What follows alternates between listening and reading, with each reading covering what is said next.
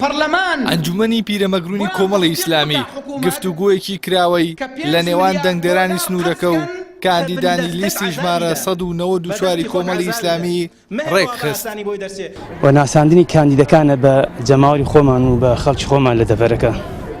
هیوادارم مسلمانان بە گوروتینێکی باشەوە بچنە سەر سنووخانی دەنگدان واز لە بایکۆت و لە کەمتەرخەمی بێنن. بڕیارم داوە پیاو بم بۆ ئیسلام. دکتۆر هەورامان گەچێنەی لاوتەیەکیدا ئاماژەی بۆەوە کرد بەردەوام دەبن لە هەڵوێستەکانی ڕابردوویان، هەروەها کار بۆ بەرزڕاگرتنی بنەما ئاینیەکانی هاوڵاتیان دەکات و لە دژی گەندەڵکارانیش دەوەستێتەوە. من وەکو ئەوان نیم بەڕاستی پارەی خەڵک و قوتی خەڵکم پاشەکەوت کردبێ و ئێستا بێم ئیرادەیان پێ بکڕمەوە، بیدەم بە فلێکس و بڵاوی بکەمەوە و هەموو کوردستانی پێ زەرد و سەوزکەم. نەخێر، ئەوەی کە من پێمە ئەمڕۆ بە بیری میلەتەکەمی بێنمەوە هەڵوێستەکانمە، هەڵوێستە نیشتیمانیەکانمە، هەڵوێستە شەرعیەکانمە. ڕەنگە خەڵک لەم کاتیان ناومێد بێت. فاروق محەممەد لاوتەیەکیدا ئاماژەی بۆەوە کرد پێویستە هەموو دەنگدەران بچنە سەر سندوقەکانی دەنگدان و بە دەنگی خۆیان نوێنەری ڕاستەقینی خۆیان هەڵبژێرن.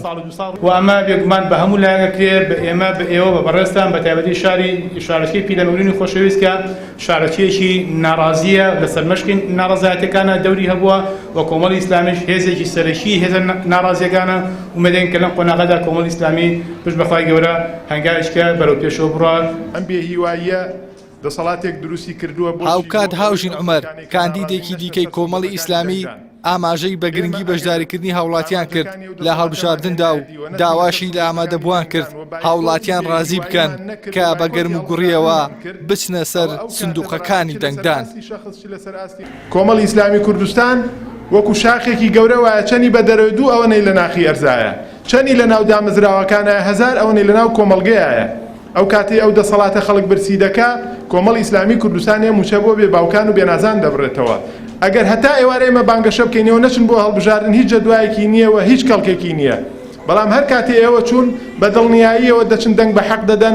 ئەم هەموو پرۆژە یاساییەکەوە ئێستا هەیە. ئەو کات مامۆستا عوسمانکانی کوردەیی جەختی لەوە کردەوە دەنگدان هۆکارێکی بەهێزە بۆ جایەتیکردنی گەندەڵی و سزادانی زاڵم و ستەمکاران، هەروەها باوەڕیشی وایە دەنگدان ئەرکێکی ئاینییە. وڵی تاکەی ئەم دانیشتوانەی کوردستانی بەرپرسیارن لەو ئیهانەیە کە بە قورئان کراوە، بە مزگەوت کراوە، بە ڕیش و بە پیرۆزیەکانی ئیسلام کراون. هەمومان تێدا بەرپرسیار و تاوانبارین، دەبێت بەدەستی خۆمان بیگۆڕین. ئەگەر من دابنیشم ئاگرە سوورە لە خۆم دوورە بەخوا ڕۆژێک ئاگر دەمگرێتەوە. مەفروزە ئێمە سەدای ئیسلام بەرزکەین. بەدریە ئیسماعیل کاندیدێکی دیکەی کۆمەڵی ئیسلامیە و لاوتەیەکیدا داوای لە هەمووان کرد لێبڕاوانە کار بکەن بۆ سەرخستنی لیستی کۆمەڵی ئیسلامی. ئێمە طبعاً لە ڕۆژی سینۆدا مەفروزە خوشکان دایکانی عزیز هەستی بەرپرسیارەتیمان تیا بێ بۆ سەرخستنی ئەو لیستە، بۆ سەرخستنی لیستی 194 کۆمەڵی ئیسلامی.